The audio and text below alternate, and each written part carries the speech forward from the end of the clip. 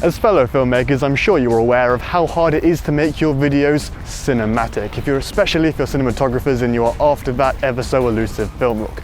Well, do not worry, because today I have 10 tips on how to make your videos more cinematic.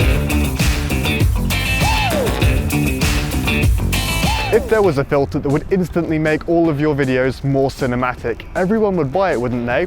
Well, apparently they don't, because just such a filter does exist, and it's called the Black Pro Mist.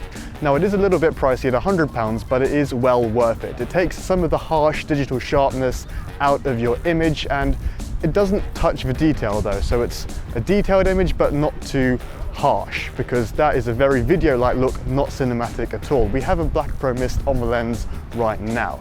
Now, they do also have a bit of a halation effect around any bright areas in your image, so they can help to hide any areas that you blow out. There are different strengths of Black Pro Mist. You can get them in 1 stop, 2 stops, half stop, a quarter stop, and an 1/8 stop, but I recommend getting one in a 1/4 stop. It's just the right balance between subtle but still noticeable.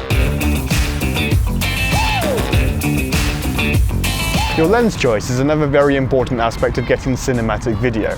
Right now we have an 18mm on the C100 Mark II, which is very, very close to my face. Like, it's really, really close, and this shot doesn't look great. Now we have zoomed the lens into 35mm. This looks a lot better, but 35mm is still the absolute minimum I would ever want to use for a close-up.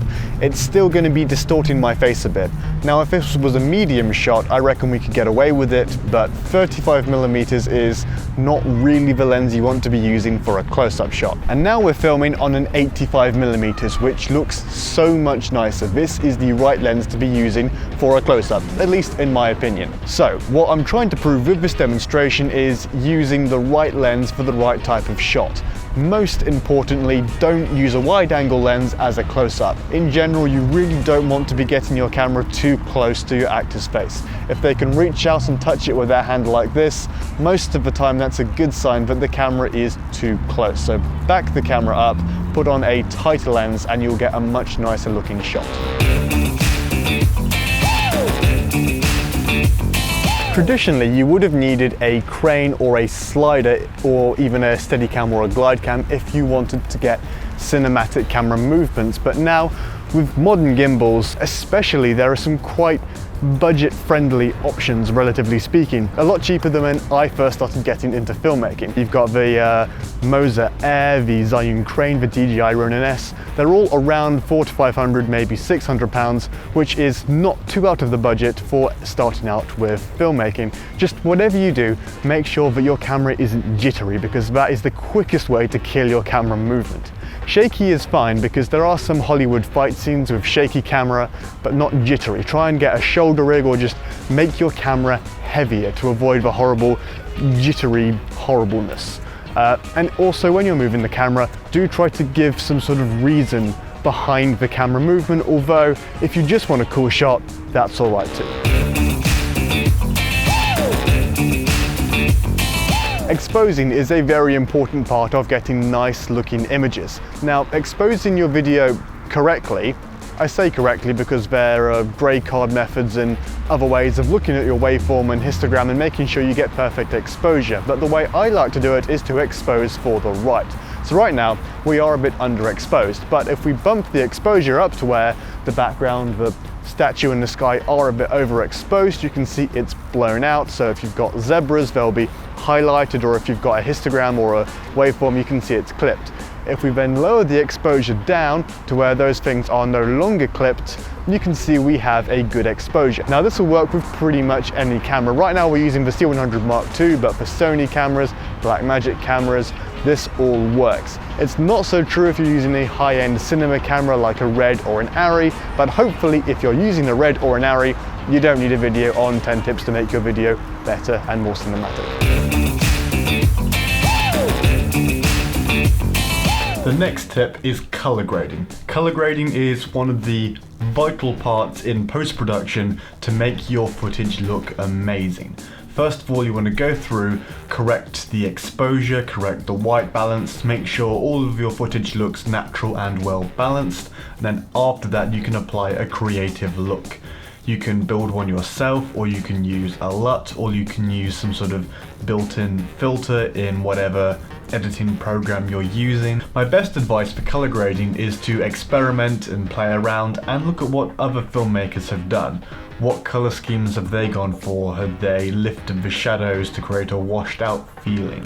And also, you want to make sure not to horribly distort your skin tones when you're color grading, because that is very weird looking at someone with purple skin. There are various different ways to do that. If you're using DaVinci Resolve like me, that's pretty easy to do, but make sure that you don't unintentionally destroy your skin tones, because nice skin tones can make your footage a lot more aesthetically pleasing. I don't want to discourage anyone who doesn't have the world's best equipment, but having a color accurate monitor makes so much difference. I have a 5K Retina iMac which has a color accurate screen, and there's so much of an improvement from this compared to my previous cheap £100 monitors. You don't have to buy an iMac, you can find various media monitors. I think Acer makes them, or maybe it's Asus. They're designed for photography and video editing, and they're more focused on being accurate rather than having crazy high refresh rates for gaming. And we are back in my studio / bedroom to talk about lighting. Lighting is a hugely important part of getting a cinematic image. In fact, it's more important than what camera you're using, especially if you're indoors. I have a softbox in front of me here, which is my key light, and I have a light in the back, which is giving me a bit of a backlight. I've put a blue gel on this light to give a bit of an interesting difference in color. You want to get some contrast in your image. Difference in colors or difference in luminance, as in like light and dark, are the best ways to go about doing that. And if you're outside, well, I really recommend getting yourself a small 5-in-1 reflector to either diffuse sunlight or to bounce it, because that can give your outside shots so much more production value. And now we move on to a slightly controversial aspect of the film look and making your stuff cinematic: shallow depth of field. Now, I have seen a lot of people say that this is a bit of an overused concept, but right now there's really not much separating me from the background. Now we've opened up the aperture a lot more, there's some shallow depth of field, I have a bit of separation from the background, and in my opinion, shallow depth of field really adds an extra layer of polish, an extra layer of high production value look to your footage. And here we have f1.4, which is wide open on the 85mm Canon L Prime. Now this is going to be down to your personal preference, but I like to keep my aperture between f1.4 and f4. I find that gives you a good amount of shallow depth of field, but any more than f4 and you're really starting to lose it.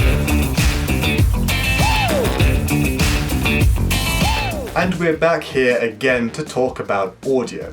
Now the sound might sound a bit worse than it did before, and that's because the audio is coming from the internal microphone, or the top handle, on the Canon C100 Mark II. But now I've switched back over to my Rode NTG4, which is booming me overhead on this C-stand, and the sound quality with this setup is so much better, which really emphasizes how important sound is if you want a cinematic video. If you want your work to look really cinematic, or to give your audience a really immersed feeling, sound is actually a huge part of that. Having clear sound like I do now without any distracting background noises, that's a huge part if you're trying to record dialogue. And even if you're recording a cinematic montage like I like to do sometimes, I really recommend getting yourself a nice on-camera microphone. I have the Rode VideoMic Pro Plus. Just adding a bit of sound into your cinematic montages, some ambient sound, some sound effects. Sometimes I just download sounds off YouTube and then add that into my little montages, and that just makes everything feel so much more immersive, being able to hear the environment. It's one of those subtle things where you don't realise quite how much of a difference it makes until you start doing it, but now when I watch other people's cinematic montages, I appreciate their sound design so much more. Next up is adjusting the height of the camera, because when people are starting out, the common mistake is to have the camera at eye height all the time, and that doesn't always look cinematic. Personally, I like to move the camera lower more often than I like to move it higher. I know there's all the symbolism and stuff around low angles showing power and high angles showing weakness, but personally, I think low angles just look cool. and my cinematography style is sometimes to just do stuff that looks cool. So move the camera to different heights to add a bit of variety to your images.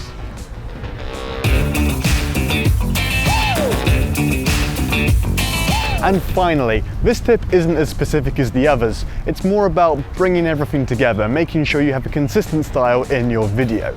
Picking the right music, the right visual style, so lenses, the color grade, the camera movements, tying everything together to create a solid overall theme for your video. Now, it's also important to make sure that your budget isn't too unequally distributed, so if you have really cheap costumes, for example, that can really quickly kill your cinematic vibes. If your audience is looking at your short film and they can see that those costumes were clearly bought from a supermarket, well, it's just going to break their suspension of disbelief and pull them out of your story. I hope you found this video useful. If you did, please consider leaving a like and subscribing so as not to miss any new videos. See you later. But you've got to make sure that everything ties together.